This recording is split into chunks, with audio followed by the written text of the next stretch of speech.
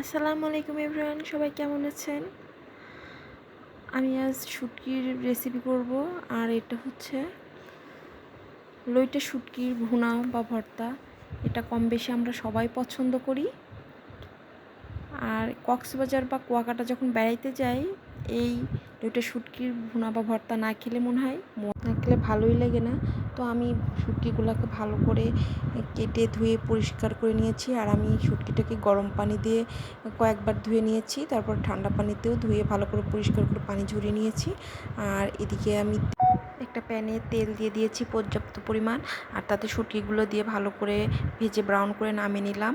আর আমি যেহেতু পেঁয়াজ রসুন দিয়ে এই ভর্তা শুধু শুটকি ভর্তাটা করব বা ভুনাটা করব, এজন্য অন্য কিছু তো অ্যাড করব না। তাই ভালো করে পেঁয়াজ রসুনগুলোকে আমি ভালো করে ভেজে নিচ্ছি একটু ব্রাউন করে।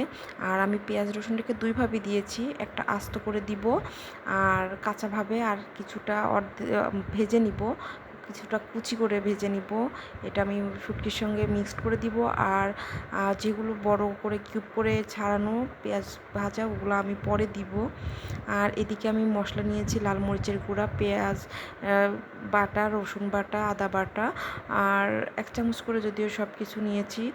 আর যেহেতু পেঁয়াজ কুচি করে দিচ্ছি, আর লাল মরিচের গুঁড়া দিয়েছি কালার বা স্বাদের জন্য, আর হচ্ছে স্বাদ মতো লবণ দিয়ে আমি ভালো করে মশলাটাকে কষিয়ে নিচ্ছি। আর মশলাটা ভালো করে কষানো হয়ে গেলে তাতে আমি ভেজে রাখা শুটকিটা দিয়ে দিব। এই যে তেল উঠে এসেছে আমার তরকারির কষানোতে। এখন আমি মশলার সঙ্গে মিক্সড করার জন্য শুটকিটা এবং ভেজে রাখা পেঁয়াজ রসুনগুলো দিয়ে দিলাম। আর এখন আমি ভালো মতো নেড়ে নিচ্ছি। নাড়াচাড়া হয়ে গেলে আমি এটাতে পানি দিয়ে দিব। পানি দিব একটু সিদ্ধ বা এটার সঙ্গে আরও মাখো মাখো হওয়ার জন্য ভালো করে। তো আমার অনেকটাই ভাজা বা কষানো হয়ে গেছে। এখন দেখেন তেল বেরিয়ে এসেছে। এখন আমি এ পর্যায়ে পানি অ্যাড করে দিব। আর পানিটা আমি একবারে দিই না, আমি অল্প অল্প করে দিই।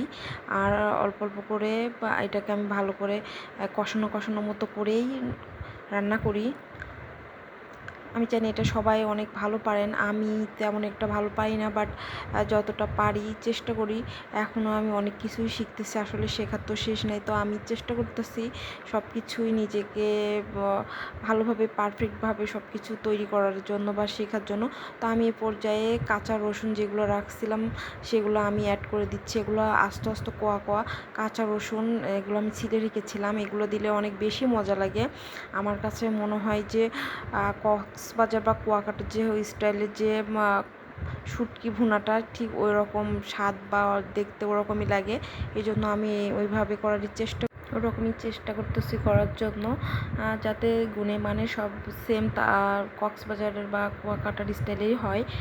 যদিও ওরা তো প্রফেশনাল অনেক বেশি করে করে থাকে, আমরা যদিও বাসায় নিজেদের মতো করেই খাই, তারপরেও ওদের স্বাদটা অন্যরকম লাগছিল রান্নার।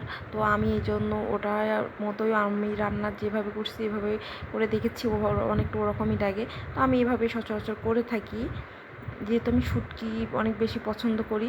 তো আমার শুটকির রান্নাটা হয়ে গেছে দেখেন। এ পর্যায়ে আমি একটু সরিষার তেল অ্যাড করে দিলাম, কারণ শুটকি ভুনাতে সরিষার তেল দিলে অন্যরকম স্বাদ বা গন্ধটা চলে আসে। তো আমার এটা অনেক বেশি ভালো লাগে। তো আমি সরিষার তেল অ্যাড করে দিয়ে এখন আমি আর একটু নেড়ে চেড়ে আমি এখন নামিয়ে নিব কিছুক্ষণ পরে। এই দেখেন তেল উঠে এসেছে, আর কালারটাও অনেক সুন্দর হয়েছে, স্মেলটাও অনেক সুন্দর বেরিয়েছে। এই তো আমি একটা প্লেটে সার্ভ করে নিয়েছি। অনেক সুন্দরভাবে গোটা রসুনগুলো ভাবেই রয়ে গেছে, দেখতেও অনেক সুন্দর লাগতেছে আচারের মতো, খেতেও অনেকটা ইয়াম্মি এর মজাদার। আজ এ পর্যন্তই, বাই বাই।